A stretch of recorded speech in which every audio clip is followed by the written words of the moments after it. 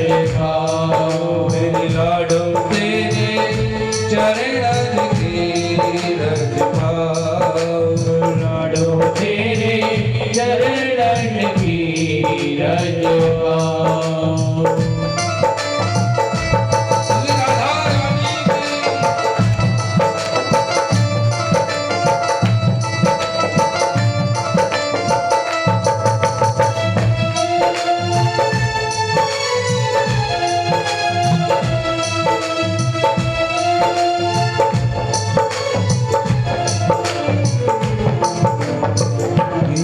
रज को ब्रह्मादिक दर्शत।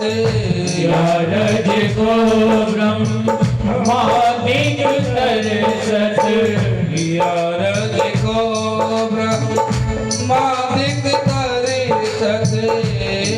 रज को ब्रह्मादिक दर्शत। सोरज शीश चढ़ाऊं।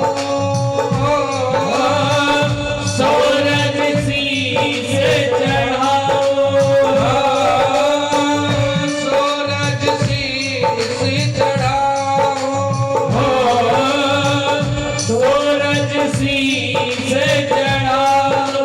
किशोरी तेरे चरणन की रज पाओ। किशोरी तेरे चरणन की रज पाओ।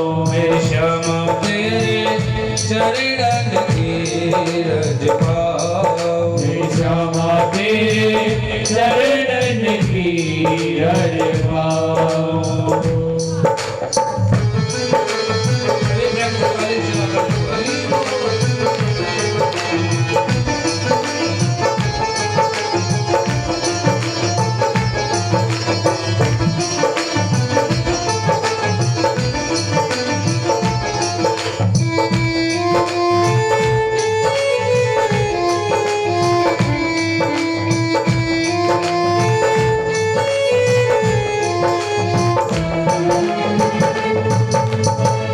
व्यास स्वामी की चरणी रेखत। व्यास स्वामिनी की छम निर्गत। व्यास स्वामी की छवि रेखत। व्यास स्वामिनी की छम निर्गत। विमल विमल जस गाओ। विमल विमल जस गाओ। विमल विमल जस गाओ। विमल विमल जस गाओ। किशोरी तेरे चरणन की रज पाओ। किशोरी तेरे चरणन की रज पाओ। मेरे लाडो तेरे चरणन की रज पाओ। मेरी लाडो तेरे चरणन की रज पाओ। मेरी श्यामा तेरे चरणन की रज पाओ। मेरी श्यामा तेरे चरणन की रज पाओ। मेरे लाडो तेरे चरणन की रज पाओ। मेरी लाडो तेरे चरणन की रज पाओ।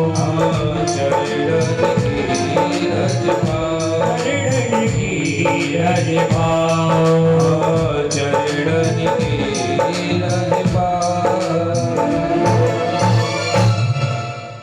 किशोरी तेरे चरणन की रज पाओ।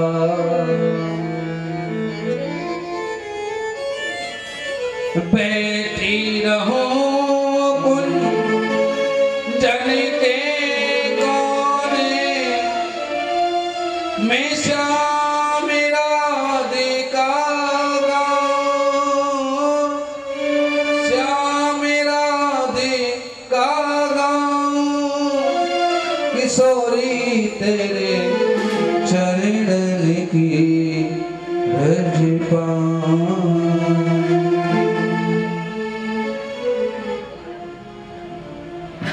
बोलिए अलवेली सरकार की।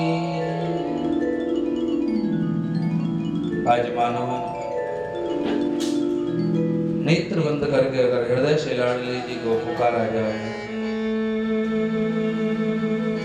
तो ऐसी छवि हृदय में घूमती है कि आज साक्षात लाडली जी के श्री महल में बैठ करके पुकार रहे हैं और वो मुस्कुरा रही है। बोलो राधे।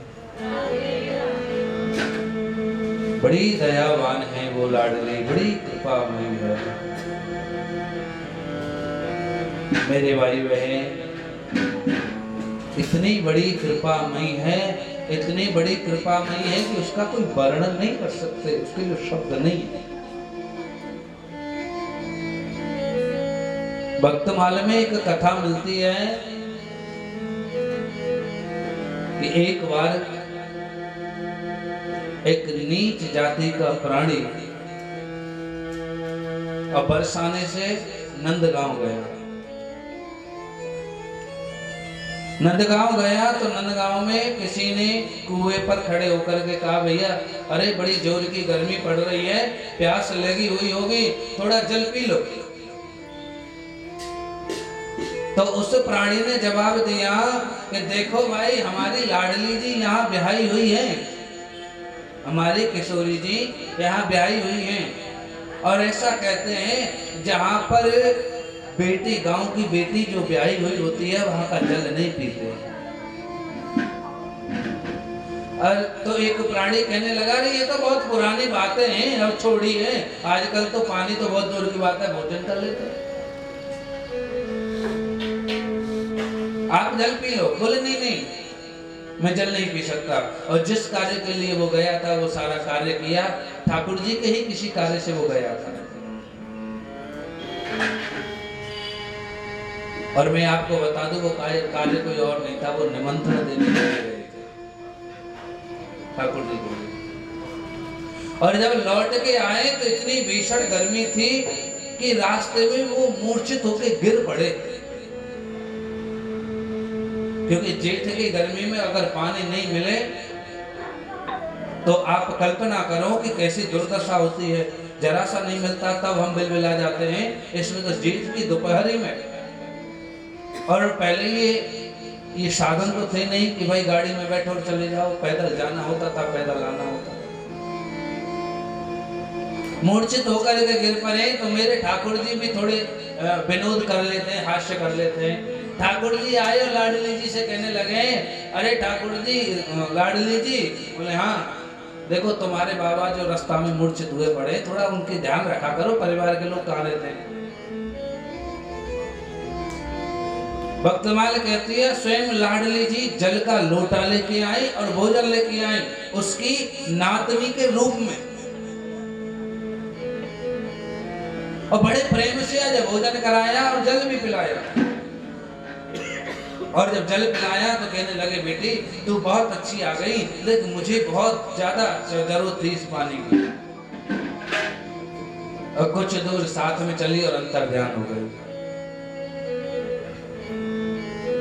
और जैसे ही वो अपने घर आया और जिस नातनी के रूप में लाडली जी भोजन लेके गई थी, वही नातनी भोजन का थाल लेके दोबारा आ गई। बाबा लो भोजन कर लो। बोले बेटे तू अभी अभी तो मुझे करा के आई है। बोले नहीं, मैं तो कहीं नहीं गई। अरे वो तू रास्ते में, नंदगांव के रास्ते में तू लेके गई तो थी। बोले बाबा मैं तो आज सुबह से घर से बाहर नहीं निकली, भोजन कहां से ले जाऊं। आज मेरे भाई बहन बहुत रोया, और श्री जी के महल के नीचे ठाड़े होके इतना रोया है, लाडली तुझे यदि कृपा करनी ही तो कम से कम ऐसी कृपा करती, मैं पहचान तो लेता। लाडली तूने कृपा तो की, लेकिन ऐसे कृपा की कि मैं तुझे पहचान नहीं पाया। तो मेरे लिए वहां जल पहुंचा सकती है तो आज भी तू नीचे आ सकती है। और मेरे भाई बहन, लाडली जी वर्ष में 2 बार, कितनी बार? लाडली जी वर्ष में 2 बार अपने निज महल से, बरसाने में जो ऊपर महल है उस निज महल से नीचे जो सफेद छतरी बनी हुई है उसमें दर्शन देने के लिए आज भी आती है, क्योंकि नीच जाति की वजह से उसे अंदर घुसने नहीं दिया। तो उसने वहीं खड़े होकर पुकारा, यदि तू इतना ही प्रेम करती है तो आज यहाँ आके मुझे दर्शन दे। लाडली जी निज महल से चल के वहां आई और आकर के दर्शन दिए, और उसी स्वरूप आज भी साल में 2 बार नीचे दर्शन देने के लिए लाडली जी आती है। बोलो राधे, जोर से बोलेंगे राधे। मेरी लाडो तो बहुत करुणामयी है सास, तुम हृदय से कभी पुकार के देखना, तुम्हारी समस्या का समाधान ना हो जाए तो इस ब्रजवासी बालक को पकड़ लेना। बोलो राधे। लेकिन पुकारने में वो असर होना चाहिए, वो आह होनी चाहिए जो वो दौड़ी चली आवे। आइए कल के प्रसंग की ओर हम लोग अपना मन बनाते हुए चलते हैं, लाडली जी के चरणों में प्रणाम करते हुए। जैसा कि कल कथा को विराम दिया था कि भादों के शुक्ल पक्ष की कौन सी तिथि वो वामन भगवान हुए थे ना? कल कई चीज बताई थी ना कि भादों में कौन कौन का अवतार हुआ।